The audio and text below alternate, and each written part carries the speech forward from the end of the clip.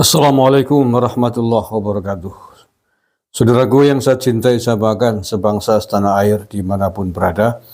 Bertemu lagi dengan saya Agus Mar dari lereng Gunung Selamet di Banyumas, Jawa Tengah di channel KBN Nusantara.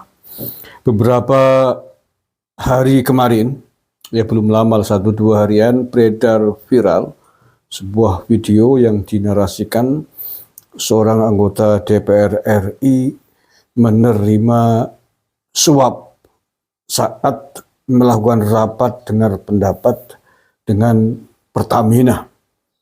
Dalam potongan video yang beredar itu, sang anggota DPR menandatangani sebuah berkas yang di bawahnya ada amplop coklat dan amplopnya kemudian dimasukkan ke laci. Nah, apakah video itu benar dan apakah amplop itu adalah amplop suap terkait dengan kasus korupsi Pertamina?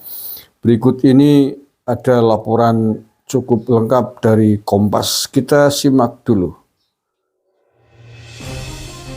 Itu catatan Pak BTP yang sudah viral kemana-mana. Begitulah potongan video yang menangkap momen saat anggota Komisi 6 DPR RI, Herman Kairon, menandatangani dokumen dan menerima amplop di tengah rapat bersama Pertamina. Dalam video tersebut, Herman yang mengenakan batik kuning terlihat disodori map berwarna oleh seseorang yang kemudian ia tanda tangani sebelum mengambil amplop. Melibatkan orang BPK.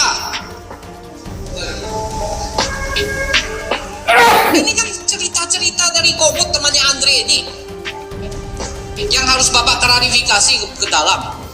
Nah, itu catatan Pak BTP yang sudah viral kemana-mana. Menanggapi viralnya video tersebut, Herman membantah tuduhan bahwa amplop itu merupakan uang sogokan dan berkaitan dengan praktik korupsi. Ia bahkan menyebut anggapan tersebut adalah sebuah fitnah untuk dirinya. Pasalnya, ia mengaku bahwa dokumen yang ia tanda tangani adalah surat pemberitahuan penyesuaian jaminan atau SPPJ yang belum ia ambil.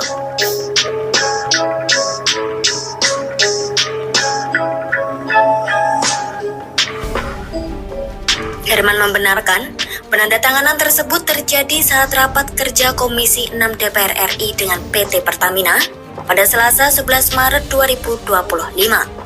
Herman juga menjelaskan bahwa dokumen yang ditandatangani dan amplop kuning yang diterimanya berasal dari Sekretariat Komisi 6 DPR RI.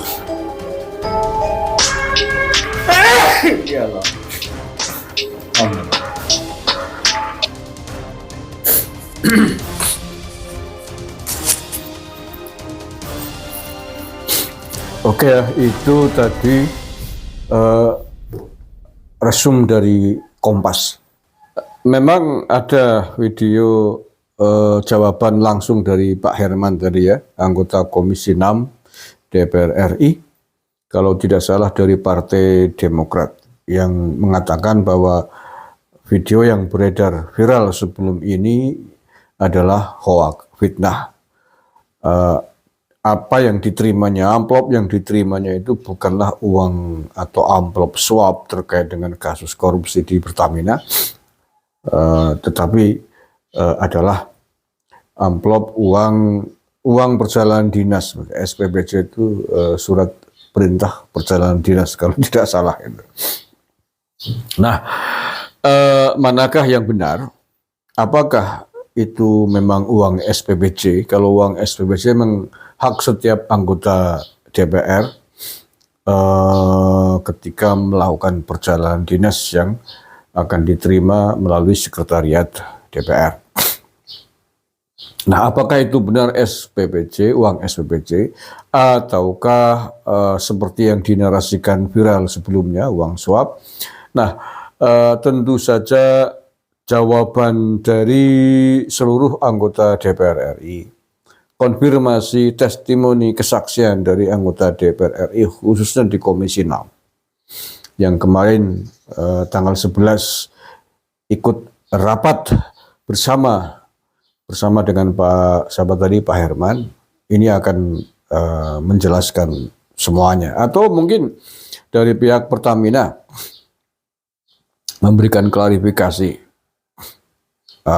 apakah benar mereka memberikan amplop kepada sejumlah anggota DPR kita, itu juga kan menjelaskan semuanya itu. Tentu saja kalau konteksnya adalah suap yang diberikan oleh PT Pertamina kepada para wakil rakyat kita, tentu tidak mungkin hanya diberikan kepada satu orang anggota DPR. Pasti ada banyak anggota DPR yang akan menerima hal yang sama seandainya itu suap.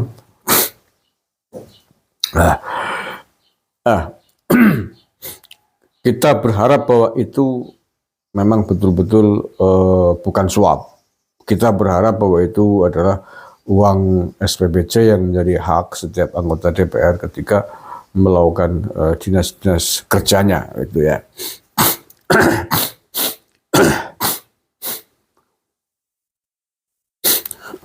Tapi sayang memang bahwa potongan video yang dinarasikan sebagai anggota dewan kita menerima suap itu memang sudah sangat viral, tersebar kemana-mana. Saya sendiri juga menerima kiriman video itu kemarin di salah satu grup WhatsApp saya. Cuman saya karena sudah terbiasa melihat editan-editan dan lain sebagainya, itu saya tidak langsung percaya sih. Karena ya itu tadi, narasinya bukan narasi asli, narasinya narasi buatan.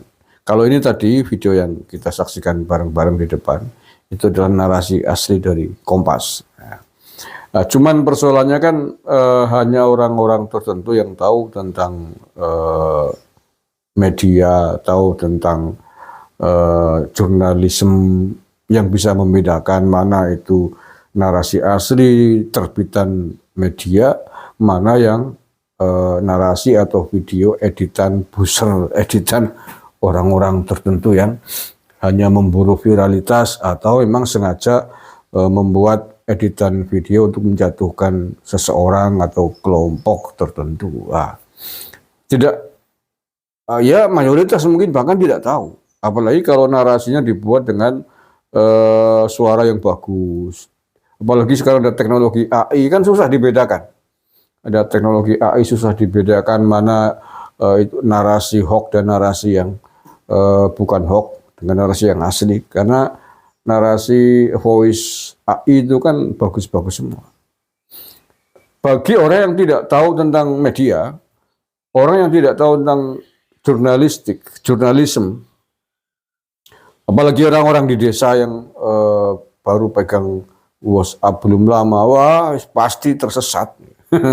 Pasti terpengaruh, pasti termakan video apapun yang diedarkan di grup-grup WhatsApp. Makanya saya sendiri ya kadang-kadang sampai capek gitu ya menjawab pertanyaan dari banyak orang, dari banyak pihak tentang ini video ini bener apa enggak mas, ini berita ini bener apa enggak gitu. Aduh capek banget.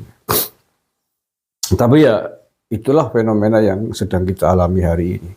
Jadi sekarang peredaran video-video hoax, video fitnah, narasi yang sengaja dibikin untuk menjatuhkan seseorang atau kelompok tertentu, itu begitu mudah dibikin, begitu mudah dikamuflase gitu, sehingga susah dibedakan oleh orang-orang yang masih awam.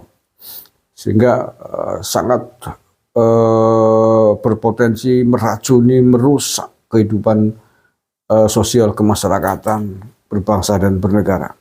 Ini nggak tahu bagaimana cara menyelesaikannya, mengingat bahwa mayoritas warga negara penduduk bangsa kita ini adalah awam dalam hal perkembangan teknologi media sosial.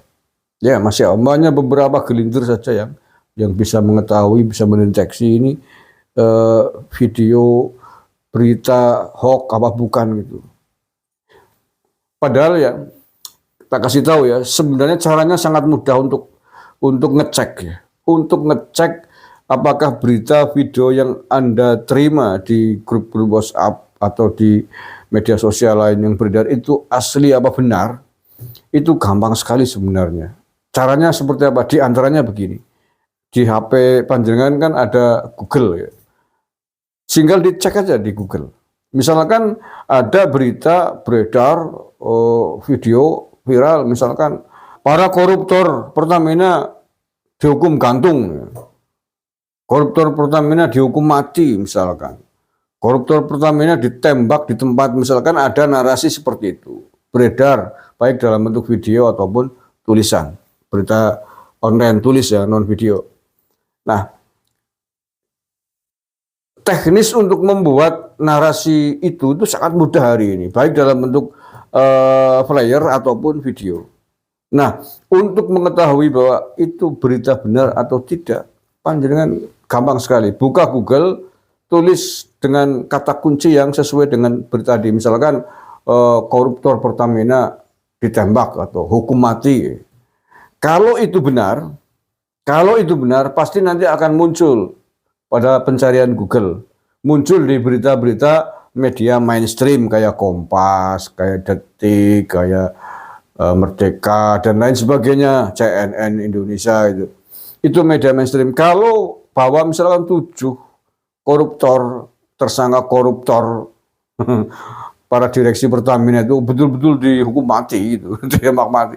Itu pasti seluruh media mainstream memberitakan. Pasti itu. Berita sebesar itu, seheboh itu, pasti media-media mainstream menulis dan memberitakan. Kalau ada di media-media mainstream berarti itu benar. Tetapi kalau tidak ada, ternyata panjenengan sudah nulis kata kunci koruptor Pertamina hukum mati. Nggak ada beritanya di media-media mainstream tadi, ya CNN, Kompas, Detik, dan lain sebagainya. Kok tidak ada? Pastikan itu mesti berita hoax. Itu narasi hoax, fitnah, pelecehan. Sesimpel itu untuk ngecek kabar berita yang panjenengan terima itu hoax apa bukan, fitnah apa bukan. Ya, itu. Karena berita besar semacam itu tidak mungkin tidak ditulis, tidak mungkin tidak diberitakan oleh media-media besar. Atau contoh lagi ada kabar, misalkan kayak dulu tuh Rhoma Irama meninggal dunia. Ada yang bohong, ada video di narasi begitu, ada YouTube menayangkan begitu. Sama caranya, tulis di Google Rhoma Irama meninggal dunia. Kalau kemudian muncul di Kompas, di CNN, di Detik dan lain sebagainya berita yang sama yang memberitakan tentang Rhoma Irama meninggal dunia, berarti benar itu. Tetapi kok sudah ada berita kayak gitu, Raja Dangdut meninggal dunia, kan heboh itu pasti ya, orang populer di Indonesia. Kok di media-media penting tadi tidak ada beritanya, berarti fitnah. Kayak gitu. Dan juga begitu pula caranya ngecek informasi-informasi yang lain tentang apa yang panjenengan ragukan.